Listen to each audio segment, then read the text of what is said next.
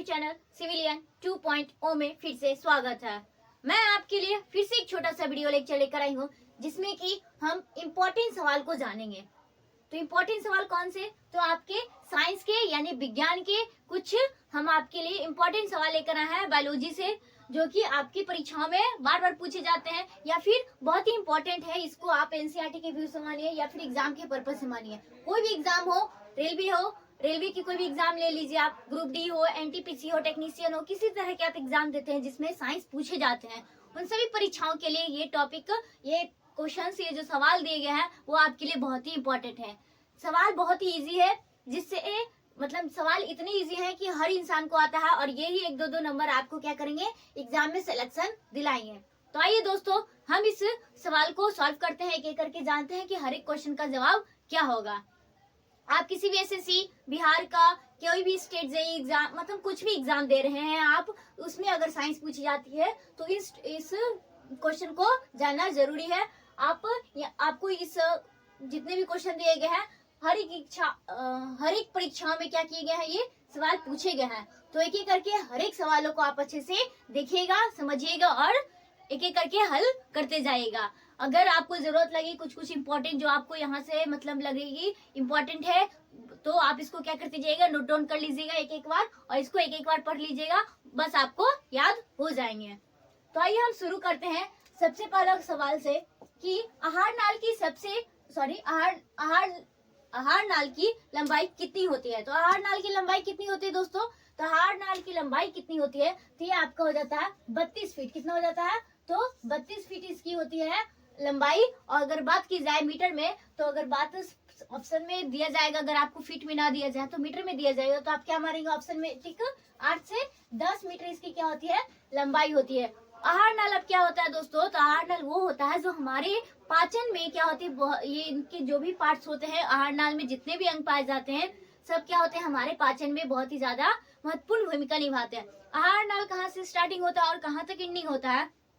तो सबसे पहले ये भी जान लेते हैं, आहार नाल क्या होता है दोस्तों? आपका स्टार्टिंग होता है, मुख से स्टार्ट होता है। आप भोजन करते हैं, मुख से करते हैं, दांत और जीभ से क्या निकलती है, लार निकलती है, और वो पाचन मतलब धीरे धीरे चबाने के बाद धीरे धीरे आपका ग्रसनली में भोजन जाता है, और ग्रसनली के बाद जाने के बाद क्या हो जाता है, आपका मतलब यकृत वगैरह से आपका पित्तरस निकलता है, और उसके बाद मतलब ग्रसनली के बाद आपका जाएगा कहाँ, अमाशय में जाएगा, अमाशय के बाद कहाँ जाएगा, उसका छोटी आंत बड़ी आंत, इस तरह से आपका होते हुए फिर छोटी आंत से जाएगा, फिर बड़ी आंत में जाएगा, और बड़ी आंत से क्या हो जाएगा, आपका रेक्टम के थ्रू यानी कि मलद्वार के द्वारा क्या हो जाएगा, हमारे शरीर से वेस्ट मटेरियल क्या हो जाएंगे, बाहर निकल जाएंगे। तो ये पूरी आहार नाल की जो लंबाई होती है, जो ये आपका हो जाता है एक तरह से बड़ी आंत, छोटी आंत, तो सब ये सब कितनी हो जाती है, इसकी पूरी लंबाई कितनी हो जाती है? तो 8 से 10 मीटर, ठीक है।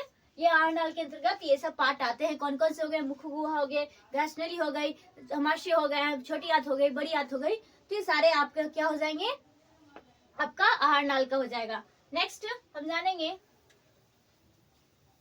दूसरा सवाल आपका क्या है दोस्तों, कि पाचन की क्रिया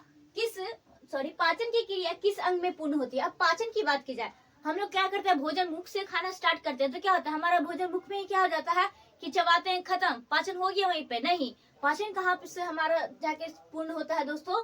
तो हम लोग जब पाचन मतलब मुख में तो मतलब खाना खाते हैं ग्रसनली के द्वारा, अलग अलग एंजाइम, जठरस मतलब पित्ताशय से अलग अलग तरह से हम लोगों की ग्रंथि से क्या होते हैं, हार्मोन्स वगैरह निकलते रहते हैं, तो वो क्या करते हैं, एंजाइम वगैरह, वो क्या करते हैं, हमारे भोजन को पचाने में मदद करते हैं। लेकिन अगर बात की जाए कि पूर्ण पाचन किस अंग में होती है, तो पूर्ण पाचन आपकी होती है किसमें? तो छोटी आंत में। कहाँ होती है दोस्तों? तो छोटी आंत में आपकी पूर्ण पाचन होती है। अगर बात की जाए छोटी आंत, हम छोटी आंत के बारे में थोड़ी सी जानकारी जान लेते हैं। छोटी आंत में क्या होता है, पूर्ण पाचन होती है। और बात की जाए कि छोटी आंत की अगर लंबाई की बात की जाए, इसकी लंबाई कितनी होती है दोस्तों? इसका लंबाई आपको हो जाता है 6 से 8 मीटर क्या होती है, इसी की लंबाई होती है। और कहा जाता है कि यही सबसे लंबी होती है। हमारे आहार नाल में सबसे लंबी अंग कौन सी होती है? तो छोटी आंत होती है। तो ये हम इस बात का क्या जान लिए, छोटी आंत के बारे में जान लिए। नेक्स्ट क्वेश्चन हम देखेंगे, किस अंग में जल का अवशोषण होता है। पाचन की बात की जाए तो हमारे भोजन का पाचन कहाँ होता है? तो छोटी आंत में होता है। छोटी आंत के बाद भोजन हमारी कहाँ जाती है? तो बड़ी आंत में जाती है। तो जल का अवशोषण कहाँ होता है दोस्तों? तो ये आपका बड़ी आंत में होता है। कहाँ होता है? तो बड़ी आंत में जल का अवशोषण किया जाता है। और ये क्या होता है, इसकी लंबाई क्या होती है, इसकी तुलना छोटी होती है। क्या होती है? इसकी लंबाई छोटी होती है। अगर बात की जाए चौड़ाई की, तो ये चौड़ा में क्या होता है? चौड़ाई इसकी क्या हो जाती है? छोटी आंत से ज्यादा हो जाती है। तो इसकी चौड़ाई क्या हो जाती है? छोटी आंत से ज्यादा हो जाती है। और इसमें क्या होता है? जल का अवशोषण कहाँ होता है हमारे? तो जल का अवशोषण कहाँ होता है दोस्तों? तो बड़ी आंत में क्या होता है? जल का अवशोषण होता है। यहाँ तक कोई दिक्कत नहीं। नेक्स्ट सवाल हम जानेंगे, लार का पीएच मान कितना होता है? हम लोग जो भोजन खाते हैं तीखा लगता है तो क्या करते हैं? कुछ लोग क्या करते हैं कि लार टपका देते हैं, जिससे क्या हो जाता है कि मतलब कि भोजन तीखा लगने बंद हो जाते हैं। तो ये लोगों का अपना अपना मानना है, लेकिन हम लोग को जानना है कि लार का पीएच मान कितना होता है। लार का पीएच मान कितना होता है दोस्तों? अगर बात की जाए तो ये आपका पीएच मान कितना होता है? तो 6.8 कितना हो जाता है आपका? लार का पीएच मान हो जाता है। तो 6.8 क्या हो जाता है आपका? लार का पीएच। भोजन खाने से पहले और भोजन खाने के बाद अगर बात की जाए तो उसका पीएच मान कितना होता है दोस्तों? लार का पीएच मान कितना हो जाता है आपका? तो ये आपका हो जाता है 6.5 हो जाता है भोजन खाने से पहले, और भोजन खाने के बाद आपका कितना हो जाता है? तो 7.5 हो जाता है। ये आपका लार के बारे में हो गया। लार हमारे दोस्तों, हमारे मुख से अलग अलग तरह के लार निकलते हैं। तो कौन कौन से हो जाते हैं? तो आपका हो जाता है म्यूलिन हो जाता है, टाइलिन हो जाता है, और क्या हो जाता है? डाइटेज हो जाता है, लाइसोजाइम हो जाता है। ये अलग अलग तरह के लार हमारे मुख से निकलती हैं। तो ये आपके हो गए। तो लार क्या करता है? टाइलिन और डाइटेज। टाइलिन और डाइटेज क्या करता है? स्टार्च का पाचन करता है। हमारे मुख में टाइलिन और डाइटेज क्या करता है? स्टार्च का पाचन करता है। नेक्स्ट दोस्तों जानेंगे हम कि किस जीव में लार ग्रंथि नहीं पाई जाती है। नेक्स्ट क्वेश्चन आपके लिए आया है कि किस जीव में लार ग्रंथि नहीं पाई जाती है। तो ऐसा कौन सा जीव है? तो आपका हो जाएगा ये मेढक। क्या दोस्तों? तो मेढक और वेल की बात की जाए किसमें दोस्तों? तो मेढक और वेल में क्या हो जाता है? लार ग्रंथि नहीं पाई जाती है। ये सवाल पूछे गया है। मतलब इसमें आपको जितने भी सवाल बताए जा रहे हैं सब आपको कहीं न कहीं किसी परीक्षाओं में पूछे गया है। नेक्स्ट दोस्तों, दांतों का क्षरण किसकी कमी के कारण होता है? हमारे दांत में क्या हो जाता है? धीरे धीरे लोगों के दांत क्या हो जाते हैं? एक समय के बाद क्या हो जाता है? टूटने लगता है। या फिर किसके कारण क्या हो जाती है दोस्तों? कि दांतों का क्षरण होने लगता है, यानी कि दांत नष्ट होने लगती है। तो किसकी कमी के कारण हो जाती है? आपको फ्लोरीन। किसकी कमी के कारण दोस्तों? तो फ्लोरीन के कारण क्या हो जाता है? हमारे दांतों का क्षरण होने लगता है। दोस्तों क्या होता है कि हम लोग क्या करते हैं कि भोजन खाते हैं, तो बहुत सारे बैक्टीरिया हमारे दांतों में फंस जाते हैं। तो हम लोग क्या करते हैं? सुबह में ब्रश करते हैं। ब्रश क्यों करते हैं? ताकि हमारे भोजन जितने भी रात भर में कीड़े बैक्टीरिया सब क्या किए होंगे? भोजन खाए होंगे, तो गंदगी रह गई होगी। तो उसके कारण क्या करते हैं? हम लोग क्या करते हैं? सुबह सुबह उठते हैं तो ब्रश करते हैं। तो ये बात हो गया। अब जानेंगे कि फ्लोरीन अगर क्यों जरूरी है हमारे दांतों के लिए। तो दोस्तों कैल्शियम फास्फेट, क्या हमारे दांत किससे बने हो? तो कैल्शियम फास्फेट से हमारे दांत बने हुए हैं। और ये कैल्शियम फास्फेट से क्या होगा? फ्लोरीन। तो ये जो फ्लोरीन होती है इसकी कमी के कारण क्या हो जाते हैं? हमारे दांतों का क्षय होने लगता है, यानी दांत टूटने लगते हैं या फिर सड़ने लगते हैं, मतलब समझिए तो। और मेन अगर बात की जाए कि किस तत्व मतलब हमारे दांत में कौन से तत्व सबसे ज्यादा मात्रा में पाई जाती है, तो आपका हो जाएगा कैल्शियम। क्या दोस्तों? अगर दांत की बात की जाए तो कैल्शियम सबसे ज्यादा दांतों में पाया जाता है। हड्डियों में भी क्या हो जाता है? कैल्शियम, ये सब ज्यादा पाए जाते हैं। ठीक है। नेक्स्ट अगर हम बात करें, दांतों का अध्ययन क्या कहलाता है? दांतों का अध्ययन क्या कहलाता है दोस्तों? ओडोंटोलॉजी। क्या होता है? दांतों का अध्ययन क्या कहलाता है दोस्तों? तो ये आपका इसका आंसर यहाँ हम लिख देते हैं। दांतों का अध्ययन क्या कहलाता है? ओडोंटोलॉजी। ओडोंटोलॉजी क्या हो जाता है? 1 मिनट। ओडोंटोलॉजी दांतों का अध्ययन क्या कहलाता है? ओडोंटोलॉजी कहलाता है। ओडोंटोलॉजी क्या हो जाता है? दांतों का अध्ययन। उसी तरह से अगर पूछा जाएगा आपके परीक्षाओं में सवाल की अगर बात की जाए कोशिकाओं का अध्ययन क्या कहलाया जाएगा दोस्तों? तो साइटोलॉजी। सेल का अध्ययन क्या हो जाएगा? स्टडी ऑफ सेल क्या हो जाएगा आपका? तो साइटोलॉजी। क्या हो जाएगा दोस्तों? तो साइटोलॉजी आपका हो जाएगा किसका अध्ययन? तो आपका हो जाएगा सेल का अध्ययन। नेक्स्ट दोस्तों हम जानेंगे कि मानव के जीवन में कुल दांतों की संख्या कितनी होती है? हमारे मानव के जीवन में अगर बात की जाए, एक वयस्क मानव में अगर बात की जाए तो दांतों की संख्या कितनी होती है दोस्तों? तो 32 होती है। अगर बात की जाए बच्चों में, जब आप बच्चे होंगे तो आपको दांत क्या होता है? एक समय के बाद तो दांत टूटने लगते हैं। तो क्या होता है? रीजन क्या है कि वो दूध के दांत होते हैं। क्या होते हैं दोस्तों? दूध के दांत। तो जो कि जिसकी संख्या कितनी होती है? तो 20 होती है। कितनी होती है? 20 होती है। क्या होता है दोस्तों कि हम लोगों को जीवन में क्या होता है, एक ऐसी दांत पाई जाती है, एक ऐसी दांत होती है जो क्या होती है कि 2 बार उगती है। जस्ट लाइक अगर बात की जाए तो दूध के दांत क्या हो जाते हैं, बचपन में क्या हो जाते हैं, टूट जाते हैं एक एक करके, जो कि 20 दांत होते हैं जो एक एक करके टूट जाते हैं, और पुनः दांत होते हैं। तो पुनः मानव के जीवन में, वयस्क मानव के जीवन में कितने दांत होते हैं, तो 32 दांत होते हैं। और टोटल मिलाकर अगर बात की जाएगी कि पूरे जीवन काल में एक मनुष्य के कितने दांत होते हैं, तो अगर दोनों को जोड़ दिया जाए तो कितने दांत हो जाएंगे दोस्तों, तो 52 दांत हो जाएंगे। कितने, तो अगर पूरे जीवन काल में बात की जाए तो 32 दांत। बच्चों में दांत पूछी जाए कि बच्चों में दांतों की संख्या कितनी होती है, तो 20 होती है। नेक्स्ट अगर वयस्क में बात की जाए तो वयस्क में कितने हो जाएंगे आपका, 32। ठीक है। अगर हम दांत के बारे में छोटी सी बात बताएं आप लोगों को कि ये दांत, तो ये दांत हमारे अलग अलग तरह के होते हैं। देखते हैं कि आप अगर कुछ चीज खाना होता है तो आप लोग को काटते हैं तो क्या आगे वाली दांतों से काटते हैं, जिसको आप लोग क्या कहते हैं, इंसीजर, और हिंदी में बात की जाए तो कितंग कहते हैं। क्या हो जाता है, किंतक। अगर यहाँ से अगर हम दांत के बारे में बात की जाए दोस्तों, तो ये दांत कितने प्रकार के होते हैं, 4 प्रकार के, 1 2 3 4। 3 सीजर आपका हो जाएगा इंसीजर। ठीक है, इंसीजर हो गया, जिसको हम लोग हिंदी में क्या बोलते हैं, कृतंक बोलते हैं। ठीक है। नेक्स्ट अगर हम बात की जाए केनाइन, केनाइन आपका हो जाता है दूसरा। नेक्स्ट अगर तीसरा बात करें प्री मोलर, क्या हो जाएगा दोस्तों, प्री मोलर। और चौथा क्या हो जाएगा, मोलर। ये 4 तरह के हमारे मनुष्य के दांत होते हैं। और कितने, ये कृतंक यानी इंसीजर क्या होता है दोस्तों, ये दांत भोजन को काटने में मदद करता है। आपसे पूछे जाएंगे कि कौन सी दांत क्या होते हैं, भोजन को काटने में मदद करती है, तो भोजन को दांतों से कौन से दांत क्या करते हैं, भोजन को काटते हैं, तो काटने का काम कौन करता है, कृतंक यानी कि इंसीजर करता है। केनाइन की बात की जाए तो केनाइन को हिंदी में क्या बोलते हैं, रदनक। क्या बोलते हैं दोस्तों, तो रदनक। रदनक क्या हो जाता है आपका, केनाइन को बोलते हैं।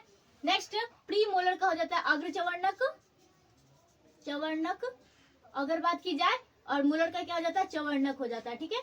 ये 4 प्रकार के दांत पाए जाते हैं। अगर बात की जाए इन दांतों का सूत्र याद रख लीजिएगा, और इस दांतों की अलग अलग संख्या, तो ये भी सवाल आपके पूछे जाते हैं, कृतंक की संख्या कितनी होती है। केनाइन क्या करता है दोस्तों, भोजन को फाड़ने में मदद करता है। अगर बात की जाए भोजन को फाड़ने का काम कौन करता है, तो कृतंक रंधक करता है, रंधक करता है। अगर बात की जाए क्या करता है, अग्रचवर्णक, अग्रचवर्णक हो जाता है। और एक क्या हो जाता है, चवर्णक हो जाता है। चवर्णक क्या करते हैं, तो दांत के जो 4 वाले जो होते हैं ना, एक के साथ 2 मतलब कि जो चौड़े चौड़े दांत, वो क्या हो जाते हैं आपका, चवर्णक हो जाते हैं। जो कि किनारे में होता है 2 मतलब अलग 3 तरह के, मतलब 3 दांत होते हैं। टोटली इसकी संख्या कितनी होती है दोस्तों, तो 12 होती है। अगर बात की जाए इन सीजर की संख्या कितनी होती है, तो ये 8 होती है। अगर बात की जाए केनाइन की संख्या कितनी होती है दोस्तों, तो इसकी संख्या 4 होती है। और प्री मोलर की बात की जाए तो प्री मोलर की संख्या कितनी होती है, 8। अब सबको ऐड कर लीजिए कि 12 4 कितना हो गया, 16, और 16 8 8 कितना हो गया, 16, 16 16 कितना हो गया, तो 32। एक वयस्क मनुष्य के दांतों की संख्या कितनी होती है, तो जितने ये सब दांत का अरेंजमेंट आपका सही है, तो कुल दांतों की संख्या कितनी होगी आपकी, 32 होगी। अगर इसकी बात की सूत्र की बात की जाए तो ये कितना हो जाएगा, 8 4 8 और 12। इसको आप अगर रेशियो में काटे, ये इतना ऊपर और इतना नीचे, अगर इसको हम लोग रेशियो में करें तो कितना हो जाएगा, ये आपका कि 2 1 2 3। ये आपका दंत सूत्र का रेशियो हो गया। क्या हो गया, 2 1 2 3। ठीक है, तो इसको आप याद रखिएगा। नेक्स्ट क्वेश्चन जानेंगे, किस प्रोटीन के कारण दूध का रंग क्या होता है, सफेद होता है। अगर आप बात करें, अगर हम आपसे एक सवाल पूछते हैं कि पत्तियों में किसके कारण क्या हो जाता है, हरे होते हैं, पत्तियों का रंग किसके कारण हरा होता है दोस्तों, तो क्लोरोफिल के कारण क्या हो जाती है, पत्तियां हरे रंग की होती है। ठीक है। अगर हम बात की जाए कि प्रोटीन, किस प्रोटीन के कारण क्या होता है, दूध का रंग क्या होता है, सफेद होता है, तो आपका होता है केसिन के कारण। किसके कारण दोस्तों, तो केसिन के कारण। याद रखिएगा, केसिन के कारण क्या होता है दोस्तों, कि दूध का रंग क्या होता है, सफेद होता है। अगर बात की जाए, कोई कोई दूध आप देखते होंगे, प्योर दूध मतलब सफेद होती है और हल्की पीली होती है, तो किसके कारण दूध पीली होती है, तो किसके कारण अगर बात की जाए कि दूध का रंग पीला होता है, तो पीला रंग किसके कारण होता है, तो कैरोटीन के कारण। किसके कारण दोस्तों, तो कैरोटीन के कारण क्या होता है दोस्तों, पीला रंग का दूध होता है। ठीक है। नेक्स्ट अगर हम बात की जाए दूध को दही में, क्या दोस्तों, दूध को दही में कौन बदलता है, तो दूध को दही में कौन बदलता है, तो यहीं से अगर बात की जाए कि दूध को दही में बदलता है, कौन बदलता है दोस्तों, तो रेनिन। कौन, तो रेनिन क्या होता है दोस्तों, दूध को दही में बदलता है एक तरह से, मतलब कि दूध का पाचन करता है। कौन करता है, तो रेनिन। ठीक है, नेक्स्ट सवाल देखेंगे कि सबसे बड़ी पाचक ग्रंथि है।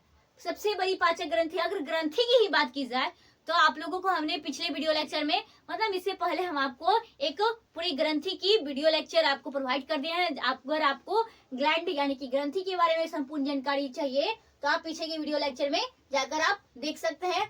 अगर आप चैनल को सब्सक्राइब नहीं किया है तो सब्सक्राइब कर लीजिए, ताकि आपको कोई भी अगर यहाँ से इम्पोर्टेंट लेक्चर मिले तो आपको क्या हो, आसानी से मिल जाएगा, प्रोवाइड हो जाएगा। ठीक है, तो नेक्स्ट हम देखेंगे, ग्रंथि के बारे में आपको पढ़ना होगा तो आप जाके देख सकते हैं। नेक्स्ट सबसे बड़ी पाचक ग्रंथि है। सबसे बड़ी पाचक ग्रंथि कौन हो जाएगा दोस्तों, तो ग्रंथि ही बात की जाए तो कौन हो जाएगा आपका, यकृत। क्या हो जाएगा दोस्तों, यकृत। इसको इंग्लिश में क्या बोलते हैं, तो लीवर बोलते हैं। क्या बोलते हैं दोस्तों, लीवर होता है। ठीक है, नेक्स्ट ये लीवर के बारे में अगर हम थोड़ी सी बात जान लेते हैं तो इसका वजन कितना होता है दोस्तों, तो ये अप्रोक्सीमेटली कितने केजी का होता है, तो 1.5 kg का होता है। क्या होता है दोस्तों, 1.5 kg का यकृत होता है। यकृत के बारे में एक और खास सवाल, खास क्या मतलब पूछे गए हैं, इंपॉर्टेंट ही है कि ऐसे शरीर का, मानव शरीर का या फिर शरीर का ऐसा कौन सा अंग है जो क्या करता है, पुनः मतलब क्या करता है, ठीक हो जाता है। मतलब खुद ही अपने शरीर को क्या करता है कि रीअरेंजमेंट, मतलब एक तरह से वो अपने शरीर को अगर नुकसान पहुंचता है, क्षतिग्रस्त हिस्से को क्या करता है, खुद ठीक कर लेता है। तो ऐसा शरीर का कौन सा अंग है, तो ये यकृत ही क्या है दोस्तों, कि अपने भाग को जो चीज क्षतिग्रस्त हो जाती है तो उसको स्वयं ही ठीक कर लेती है। अगर बात की जाए उसी तरह से मस्तिष्क की, तो मस्तिष्क जस्ट अपोजिट होता है। यकृत का जस्ट अपोजिट कौन सा होता है दोस्तों, तो यकृत का जस्ट अपोजिट मस्तिष्क होता है। मस्तिष्क पे अगर कोई आपको मार देता है तो देखते हैं कि थोड़ी सी चोट में आपको क्या जाता है, जोर से लग जाता है। मतलब इसीलिए लोग को क्या कहते हैं कि माथा पर नहीं मारना चाहिए। क्यों नहीं मारना चाहिए, तो रीजन यही है कि वो क्या करती है, अपने क्षतिग्रस्त हिस्से को कोशिका का विभाजन नहीं कर पाती है, और क्षतिग्रस्त हिस्से को क्या करती है, वो ठीक नहीं कर पाती है। और लेकिन यकृत क्या होता है, आपको किसी को मारना होगा तो यकृत पे मार सकते हैं, जिसके कारण क्या हो जाएंगे कि वो ठीक हो जाएंगे। मतलब उसका अगर कोई पार्ट अगर खराब हो जाता है वो अपने आप को रीअरेंजमेंट, मतलब वापस ठीक करने का इसमें क्षमता होती है। ठीक है, नेक्स्ट यकृत के बारे में अगर आप थोड़ी सी जानकारी और ले लें तो यकृत के बारे में हम जानेंगे कि ये क्या करता है, पीत के स्रावित करता है। क्या दोस्तों, यह पीत रस का स्रावन करता है। तो पूछा जा सकता है कि पीत रस का स्रावन किसने कौन करता है, तो ये आपका पीत का कौन स्रावित करता है, तो यकृत करता है। कौन करता है दोस्तों, तो यकृत करता है।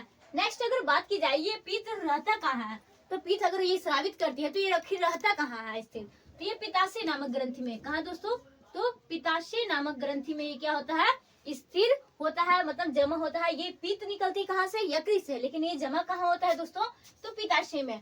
अगर आपको सवाल यही भी ऑप्शन में दे सकता है कि पीत ग्रंथि निकलती है, आपको ऑप्शन में दे पित्ताशय, यकृत, लीवर ग्रंथि, मतलब अलग अलग तरह के ऑप्शन दे देंगे तो आप तो मार देंगे कि पीत से रिलेटेड पित्ताशय हो जाएगा। लेकिन ऐसा कुछ नहीं है, पित्ताशय में क्या होती है, सिर्फ जमा होती है। क्या होती है दोस्तों, पित्ताशय में केवल जमा होती है। अगर ये क्या करती है, पित्ताशय पीत का स्रावन नहीं करती है, जबकि पीत का स्रावित कौन करती है दोस्तों, तो यकृत करती है। ठीक है, ये आपका इंपॉर्टेंट हो गया। और ये क्या करता है दोस्तों, ये क्या होता है, इसका पीएच मान अगर बात की जाए, पित्ताशय का पीएच मान कितना होता है, तो इसका पीएच मान कितना होता है, तो आपका 7.5 से लेकर 8.5 के अप्रोक्सीमेटली होता है। 7.5 से 8.5 आपका इसका पीएच मान होता है, जो कि क्या होता है, क्षारीय होता है। अगर आप अम्ल क्षार के बारे में बात करें, एक छोटा सा यहाँ पे केमिस्ट्री भी बस स्टार्ट कर देते हैं कि अम्ल और क्षार की बात की जाए, क्या दोस्तों, अम्ल और क्षार की, तो अम्ल और क्षार क्या हो जाएगा, तो जिसका पीएच मान क्या होता है दोस्तों, 7 से कम होता है। जिसका पीएच मान क्या होता है, 7 से कम हो जाता है, तो आपका क्या हो जाएगा, अम्ल हो जाएगा। अगर बात की जाए क्षार की, तो जिसका पीएच मान क्या हो जाता है, 7 से ज्यादा हो जाता है, तो 7 से ज्यादा हो जाएगा तो ये क्या हो जाएगा, क्षार।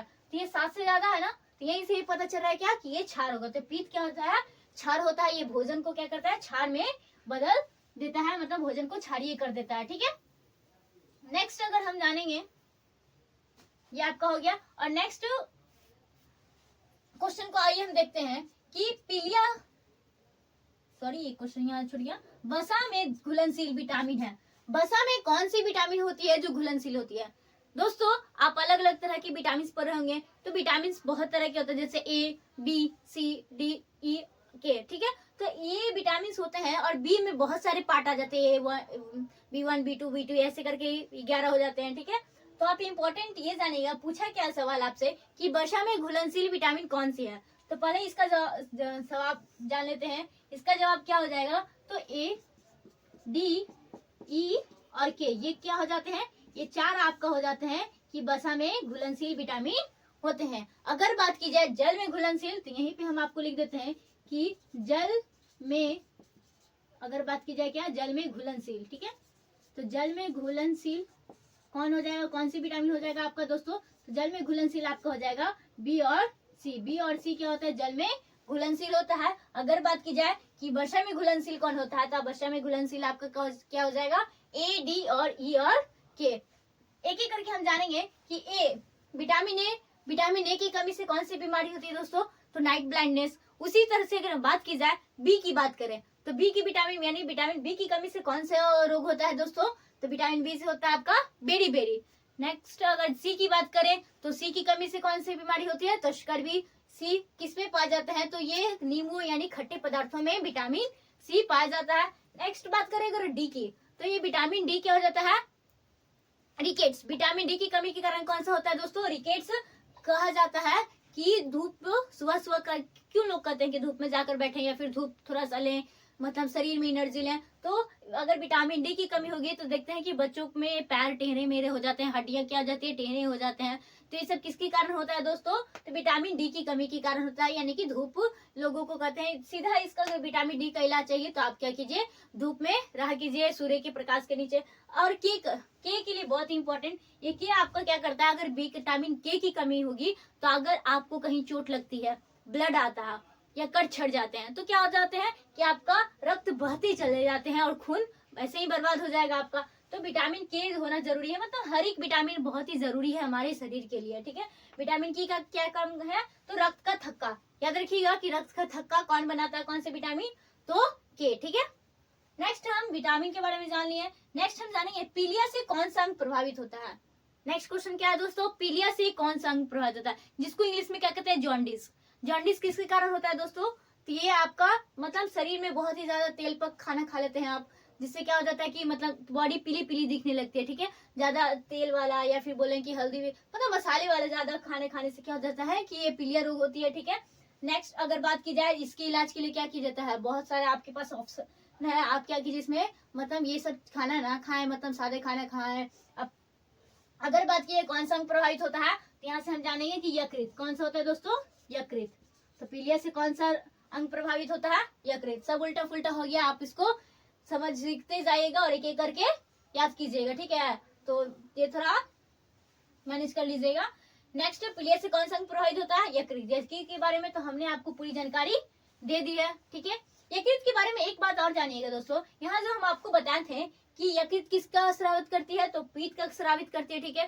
पीत क्या करती है, ये आपका अग्नाशय क्या करती है दोस्तों, सॉरी, पीत क्या करती है, पित्ताशय नामक थैली में जमा होती है। पित्ताशय के बारे में एक बात, अगर पित्ताशय में क्या हो जाता है दोस्तों, किसी को स्टोन हो जाता है, जैसे कि बॉडी में क्या हो जाता है, स्टोन हो जाता है ना, तो वैसे पित्ताशय में अगर किसी भी इंसान को स्टोन हो जाती है तो वो स्टोन ठीक नहीं हो सकता है। तो उसके लिए क्या किया जाता है दोस्तों, तो वो पित्ताशय जो ग्रंथि पित्ताशय है वो उसी भाग को क्या कर दिया जाता है, काट कर निकाल लिया जाता है, जिससे क्या हो जाता है कि स्टोन मतलब उसको ठीक नहीं किया जा सकता है। तो यही एक प्रॉब्लम है, तो इसको क्या कर लिया जाता है, पूरे पित्ताशय को काट कर निकाल लिया जाता है, जिससे क्या हो जाता है कि स्टोन वाली समस्या खत्म हो जाती है। नेक्स्ट सवाल आता है, इंसुलिन में कौन सा धातु उपस्थित होता है। हमारी जो इंसुलिन के बारे में आपको एक VVI इंपॉर्टेंट अगर सवाल पूछी जाए कि इंसुलिन की कमी के कारण, यहाँ पे एक सवाल लिख देते हैं कि किसकी कमी के कारण मधुमेह रोग होता है, किसकी कमी के कारण मधुमेह नामक रोग होती है। तो मधुमेह नामक रोग होती है, तो मधुमेह किसके कारण होती है दोस्तों, तो ये इंसुलिन किसके कारण, तो इंसुलिन के कारण ही क्या होता है दोस्तों, इंसुलिन की कमी के कारण, ना कि इंसुलिन के कारण, ठीक है। इंसुलिन की कमी, ठीक है। इंसुलिन की कमी के कारण क्या होता है दोस्तों, ये मधुमेह रोग होता है, जिसको कहते हैं क्या, डायबिटीज। क्या होता है, डायबिटीज। यहाँ पे आपसे क्या सवाल पूछा गया, इंसुलिन में कौन सा धातु उपस्थित रहता है, तो आपका हो जाएगा क्या, जिंक। इसका जवाब यहीं पे हट गया, ठीक है। तो जिंक का सूत्र क्या होता है, Zn। क्या होता है दोस्तों, Zn। जिंक से एक बात याद रखिएगा, ये सवाल पूछे जाते हैं, केमिस्ट्री का है लेकिन जान लेते हैं जिंक के बारे में कि अगर पूछा जाए लोहे में जंग लगता है, क्या दोस्तों, लोहे में जंग लगती है तो कौन सी परत उस पर चढ़ाई जाती है? फिर जो जिंक की, तो सवाल का आंसर क्या हो जाता है? जिंक की परत चढ़ाई जाती है। अगर लोहे में जंग लगने से बचाने के लिए कौन सी परत चढ़ाई जाती है दोस्तों? तो जिंक की परत चढ़ाई जाती है। और ये जिंक की परत को चढ़ाने की प्रक्रिया को क्या कहते हैं? गैल्वेनाइजेशन कहते हैं या जस्तीकरण कहते हैं। क्या कहते हैं दोस्तों? जस्तीकरण। तो एक सवाल आपका यहाँ से भी हो गया कि लोहे पे जंग लगने से बचाने के लिए कौन सी प्रक्रिया की जाती है या फिर कौन से लेपन की जाती है? तो जस्तीकरण की लेपन यानी जिंक की लेपन, या इसी को क्या कहते हैं? यशद लेपन। क्या कहते हैं दोस्तों? यशद लेपन। तो आपको हर एक नाम जानना जरूरी है, क्योंकि एक बार क्या हुआ था, हमारे एक दोस्त है, ठीक है, उनको क्या हुआ था ना कि एग्जाम में पूछा गया था क्या कि जिंक की परत चढ़ाने की प्रक्रिया को कहते हैं अलग अलग, मतलब कि पूछे गए थे कि यशद लेपन की प्रक्रिया में क्या होता है? तो जिंक की परत चढ़ाई जाती है। तो सवाल में उन्होंने क्या गलती कर दिया, वो याद करके गए थे क्या? गैल्वेनाइजेशन, ठीक है, तो और जस्तीकरण, यशद लेपन उनको याद नहीं था, तो इसलिए तीनों नाम जरूरी है, ठीक है, तो आप ऐसी गलती नहीं कीजिएगा। नेक्स्ट सवाल आपका आता है, किस अंग के द्वारा रक्त में यूरिया रक्त से यूरिया पृथक किया जाता है? किस अंग के द्वारा, सवाल क्या पूछे गए हैं, किस अंग के द्वारा रक्त से यूरिया पृथक किया जाता है यानी अलग किए जाते हैं? तो रक्त से यूरिया कौन, यानी कि रक्त को शुद्ध, एक तरह से ये सवाल भी पूछे जा सकते हैं कि रक्त को साफ कौन सा अंग करता है? तो ये आपका क्या हो जाता है दोस्तों? वृक्क यानी कि किडनी। किडनी क्या करता है दोस्तों? यूरिया, रक्त से यूरिया को अलग करता है यानी साफ करता है, हिंदी में बोले तो वृक्क, ठीक है, ये आपका हो गया। अगर हम छोटी सी बात वृक्क के बारे में जान ले तो कैसा रहेगा? तो हमारे शरीर में कितने वृक्क पाए जाते हैं? तो 2 होते हैं। जो नहीं कहते हैं कि एक किडनी बेचकर क्या करो, अपनी जीएफ को या अपने बीएफ को क्या कर दो, आईफोन गिफ्ट कर दो। तो यही वही किडनी है जो क्या करता है, हमारे रक्त से यूरिया को अलग करता है। अगर आप उसको बेचकर आईफोन खरीद रहे हैं या कुछ और कर रहे हैं तो क्या कर रहे हैं, वो कुछ काम देने वाला नहीं है। अगर आपको शरीर को स्वस्थ रखना है तो आपको किडनी होना जरूरी है, ठीक है। अगर काम तो चल सकता है, लेकिन अगर अच्छे से रक्त साफ रखने हैं तो क्या करना होगा, आपको किडनी का होना सही सलामत जरूरी है, ठीक है। अगर किडनी की बात करें तो इसका शेप कैसा होता है दोस्तों? ये बीन्स के शेप का होता है। कैसे होता है दोस्तों? तो बीन्स के आकार का होता है, ठीक है। ये 2 होता है इस टाइप का, इसका शेप होता है, ठीक है। ऐसा हो सकता है, आपका ऐसा रहेगा, ठीक है। तो इस तरह से आपका किडनी पा जाता है, ठीक है। तो एक आप दे देंगे तो एक तो बचेगा, तो एक से आईफोन हो जाएगा और एक से आपका काम चलेगा, तो एक कितना काम करेगा, ठीक है। तीसरी आपका दोनों होना जरूरी है, ठीक है। अगर इसमें एक इम्पोर्टेंट बात की जाए तो ये किडनी क्या करता है, पहले तो रक्त को यूरिया, मतलब रक्त से यूरिया को अलग करता है। दूसरा सवाल ये है कि किडनी क्या सवाल था, सवाल ये है कि ये बीन क्या होता है। अगर बात की जाए, यहीं से एक सवाल पूछी जा सकती है कि वृक्क की यानी कि किडनी की स्ट्रक्चरल और फंक्शनल यूनिट, क्या शरीर की अगर बॉडी फंक्शनल यानी कि कार्यात्मक और रचनात्मक, तो हमारी किडनी की कार्यात्मक और रचनात्मक इकाई कौन सी है दोस्तों? तो ये आपका हो जाएगा नेफ्रॉन। क्या हो जाएगा दोस्तों? तो नेफ्रॉन क्या होती है, आपका ये किडनी की सबसे छोटी इकाई होती है, जिसको क्या कहते हैं, कार्यात्मक या रचनात्मक, यानी इंग्लिश में क्या बोलते हैं, फंक्शनल। और स्ट्रक्चरल यूनिट क्या होती है किडनी की? तो आपका नेफ्रॉन हो जाता है, ठीक है। नेफ्रॉन क्या होता है दोस्तों? हमारे शरीर में कुल नेफ्रॉनों की संख्या लगभग कितनी होती है? तो लगभग 10 लाख नेफ्रॉनों की संख्या होती है। कितना होता है दोस्तों? ये भी आप याद रखिएगा कि 10 लाख, ठीक है। नेक्स्ट सवाल ये आपको हो गया, अगर इसी तरह से अगर बात की जाए मस्तिष्क की सबसे छोटी और मस्तिष्क की कार्यात्मक और रचनात्मक इकाई कौन सा हो जाएगा? तो मस्तिष्क की बात की जाए तो आपका न्यूरॉन हो जाता है। क्या हो जाता है दोस्तों? तो न्यूरॉन हो जाता है। क्या हो जाता है? तो न्यूरॉन आपका हो जाता है मस्तिष्क का। क्या होता है? मस्तिष्क की स्मॉलेस्ट यूनिट हो जाती है, फंक्शनल और स्ट्रक्चरल यूनिट हो जाती है। ये किसका हो जाएगा? आपका स्ट्रक्चर ब्रेन का, ठीक है, मस्तिष्क का। नेक्स्ट सवाल आपको हम देखते हैं कि शरीर में क्या दोस्तों, शरीर में ऊतकों का निर्माण किससे होता है? तो शरीर में ऊतकों का निर्माण किससे होता है? तो सबसे पहले जान लेंगे कि पहले सवालों का हल मतलब कि जवाब जान लेते हैं। तो शरीर में ऊतकों का निर्माण किससे होता है दोस्तों? ये आपका होता है प्रोटीन से। क्या होता है दोस्तों? प्रोटीन से। प्रोटीन क्या करेगा? ऊतकों का निर्माण करेगा। और ऊतकों का निर्माण करते हैं ना, तभी ना लोग मम्मी लोग कहती है कि क्या करते हैं कि प्रोटीन यानी कि दूध वगैरह, हॉर्लिक्स वगैरह लो, जिससे क्या होगा कि शरीर ग्रोथ करेगा। दाल वगैरह खाओ तो जिससे क्या हो जाएगा, प्रोटीन। मतलब ये सब किस में होता है? और सबसे ज्यादा प्रोटीन किस में पाया जाता है दोस्तों? तो दालों में, पल्सेस में यानी सोयाबीन में, इन सब चीजों में क्या हो जाती है, प्रोटीन की मात्रा ज्यादा होती है। इसलिए एक अगर ग्रोथ कर रहे हैं बच्चे, यानी कि अगर आप ग्रोथ कर रहे हैं एक एज में, तो उस एज में आप प्रोटीन की मात्रा ज्यादा लीजिए, जिससे क्या होंगे कि आपको ऊतकों का क्या हो जाएगा, निर्माण होगा, और ऊतकों का निर्माण ज्यादा होगा तो आप क्या कीजिएगा, अच्छे से ग्रोथ कर पाइएगा। ठीक है, तो ये सवाल हो गया आपका प्रोटीन से। तो प्रोटीन क्या होता है, सबसे ज्यादा कहाँ पाए जाते हैं, तो आपका सोयाबीन, दाल वगैरह में सबसे ज्यादा पाई जाती है, और प्रोटीन के निर्माण से ही क्या होता है, आपका ऊतकों का निर्माण होता है। ठीक है, नेक्स्ट सवाल अगर हम ये जाने कि ये ऊतक क्या होते हैं, तो ये एक छोटा सा जान लीजिए, ये आप बचपन में ही पढ़े होंगे। सबसे पहले आप जब बायोलॉजी पढ़ना स्टार्ट किए होंगे तो आप ये जाने होंगे कि आपका क्या हो जाता है, सेल। सेल से क्या होता है दोस्तों, कोशिका। सेल का हिंदी क्या हो गया, कोशिका, जिसका सबसे पहले खोज किसने किया था, तो रॉबर्ट हुक ने किया था। तो सेल का खोज किसने किया था, तो रॉबर्ट हुक ने किया था। ये मृत जीवी कोशिका का खोज किसने किए थे, तो रॉबर्ट हुक। अगर बात की जाए जीवित की बात की जाए, तो जीवित में किसने किए थे दोस्तों, तो एंटोनी वान लीeuwenhoek ने। ठीक है, तो ये यहाँ से हम ये जान रहे थे कि सेल, तो सेल से मिलकर बहुत सारे सेल मिलकर क्या बनते हैं, तो टिश्यू बनते हैं, यानी कि ऊतक बनते हैं। और यही टिश्यू क्या करते हैं दोस्तों, मिलकर क्या बनते हैं, ऑर्गेन बनते हैं। और ऑर्गेन मिलकर क्या बनते हैं, ऑर्गेन सिस्टम बनते हैं। और ऑर्गेन सिस्टम बनने के बाद क्या होता है, एक बॉडी का निर्माण होता है, और एक ऑर्गेन, एक पूरे मानव शरीर का निर्माण होता है। ठीक है, तो ये आप एक तरह से सीरीज याद रखिएगा। ठीक है, नेक्स्ट सवाल आपका आता है, मांसपेशियों की कुल संख्या होती है, हमारे शरीर में मांसपेशियों की कुल संख्या कितनी होती है। सवाल आपका, आप कमेंट में जवाब दीजिएगा कि हमारे शरीर में हड्डियों की कुल संख्या कितनी होती है। एक वयस्क मानव के शरीर में हड्डियों की कुल संख्या कितनी होती है, ये आप कमेंट में इसका जवाब बताइएगा। ठीक है, हम आपको मांसपेशियों की कुल संख्या बताते हैं, तो ये कितना होता है आपका, 639 कितना होता है दोस्तों, तो ये टोटल कितने होते हैं, 639 क्या होते हैं आपका मांसपेशियों की संख्या होती है। तो आप इसको कैसे रख सकते हैं, 639। ठीक है, नेक्स्ट अगर मांसपेशियों के बारे में जानते हैं, तो हमारे शरीर में मांसपेशियां क्यों जरूरी है। अगर ये हमारे शरीर में गुद्दा नहीं होगा, हमारे शरीर में मांसपेशियां नहीं होंगे, मसल्स नहीं होंगे, तो क्या होगा, तो हमारे शरीर को, बॉडी को, हड्डियों को कौन ढक कर रखेगा। हमारे शरीर में कहते हैं ना, जिसका मोटा चमड़ी होता है, मसल्स मोटे होते हैं, तो उसको चोट कम लगती है। ठीक है, तो इसलिए क्या करता है, हमारी बॉडी को प्रोटेक्ट करता है, सुरक्षित रखता है, बाहरी शरीर की आंतरिक चीजों को ढक कर रखता है। ठीक है, अगर मसल्स नहीं होगा तो हम लोग ऐसे वो देखियो ना, कंकाल वगैरह पूरा ऐसे से पूरा बॉडी पार्ट दिखते रहेगा, लीवर अलग दिखेगा, किडनी अलग दिखेगा। मसल से ही क्या होता है, हमारी बॉडी के जितने भी ऑर्गन सिस्टम होते हैं प्रोटेक्ट होते हैं, ढके हुए रहते हैं, और सही सलामत सुरक्षित रहते हैं। ठीक है, नेक्स्ट सवाल आपका क्या है, ऊतक के अध्ययन को क्या कहते हैं। क्या है क्वेश्चन, ऊतक के अध्ययन को क्या कहते हैं। हमने पीछे क्या देखा है कि दांतों का अध्ययन को क्या कहते हैं दोस्तों, तो आपका ओडोंटोलॉजी हो जाता है। उसी तरह से अगर हम बात की जाए, अगर हम आप बात कर रहे हैं क्या ऊतक के बारे में, टिश्यू के बारे में, तो इसके अध्ययन को क्या कहते हैं दोस्तों, तो हिस्टोलॉजी। क्या हो जाता है दोस्तों,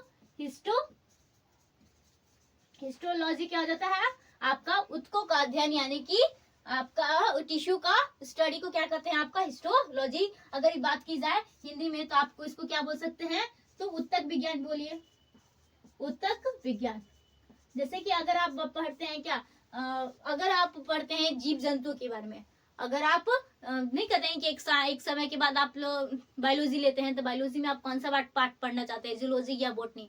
तो उसी तरह से अगर आप जूलॉजी में किन चीजों के बारे में अध्ययन करते हैं, तो आप जीव जंतुओं के बारे में अध्ययन करते हैं। अगर बात वही बॉटनी की बात की जाए, तो बॉटनी में क्या होता है, पेड़ पौधे के बारे में आप अध्ययन करते हैं। ठीक है, तो अगर आप स्टडी ऑफ ह्यूमन या फिर स्टडी ऑफ ऑर्गेनिज्म के बारे में अगर पढ़ रहे हैं, तो क्या हो जाएगा, आपका जूलॉजी हो जाएगा। जीव जंतु के यानी एनिमल्स के बारे में पढ़ रहे हैं, या फिर मनुष्य के बारे में पढ़ रहे हैं, किसी भी जीव के बारे में पढ़ रहे हैं, तो आपका जूलॉजी हो गया। अगर पेड़ पौधे के बारे में अध्ययन कर रहे हैं, तो आपका बॉटनी हो जाएगा। अगर आप ऊतकों का अध्ययन कर रहे हैं, तो आपका हिस्टोलॉजी हो जाएगा। कोशिकाओं का अध्ययन कर रहे हैं, तो साइटोलॉजी हो जाएगा। धातु का अध्ययन कर रहे हैं, तो क्या हो जाएगा, ओडोंटोलॉजी हो जाएगा। तो ये सब सवाल आपके क्या थे, बहुत ही इंपॉर्टेंट थे। इसमें हमने आपको सिर्फ इन सवालों के जवाब तो मिले ही है, साथ में साथ आपको एक्स्ट्रा बहुत सारी जानकारी हमने आपको दी है। जैसे कि दांत कितने होते हैं, कौन कौन से होते हैं, कौन सा रंग दूध को दही में कौन बदलता है। नेक्स्ट आपको दूध का रंग किसके कारण पीला होता है, तो कैरोटीन के कारण। न्यूरॉन क्या होते हैं, हमारी मस्तिष्क की सबसे छोटी और स्ट्रक्चरल यूनिट होती है। साइटोलॉजी क्या होता है, सेलों का अध्ययन होता है। मनुष्य के दांतों की कुल संख्या कितनी होती है, तो आपका 52 हो जाता है। तो आपका बहुत इसमें आपको हमने इम्पोर्टेंट सवाल को बताया है, इम्पोर्टेंट सारी जानकारी हमने आपको दी है। तो दोस्तों आप हमको ये कमेंट में एक सवाल हम आपको दिए थे, याद है ना कौन सा, कि कुल मानव शरीर में कुल हड्डियों की संख्या कितनी होती है, तो आप कमेंट में करना इन सवालों का आंसर ना भूलें। तो दोस्तों आशा करते हैं कि आपको हमारा वीडियो लेक्चर काफी अच्छी लगी होगी, समझ में आई होगी आपको हर एक बात। तो इसी तरह से हम आपको और भी आगे सवाल लेकर आएंगे बहुत सारे अलग अलग टॉपिक्स पे। तो आप इसको अच्छे से पढ़िए, लिखिए, समझिए और क्या कीजिए, स्वस्थ रहिए, तंदुरुस्त रहिए, मस्त रहिए। और क्या कीजिए, साथ में साथ आप क्या कीजिए, अपने दोस्तों तक ये चैनल को भेजिए, शेयर कीजिए, लाइक कीजिए, साथ में सब्सक्राइब कीजिए, ताकि कोई भी इम्पोर्टेंट अगर आपको हम वीडियो लेक्चर प्रोवाइड करते हैं तो आपके पास आसानी से पहुंच जाए। ठीक है, तो चलिए हम धन्यवाद, थैंक यू सो मच।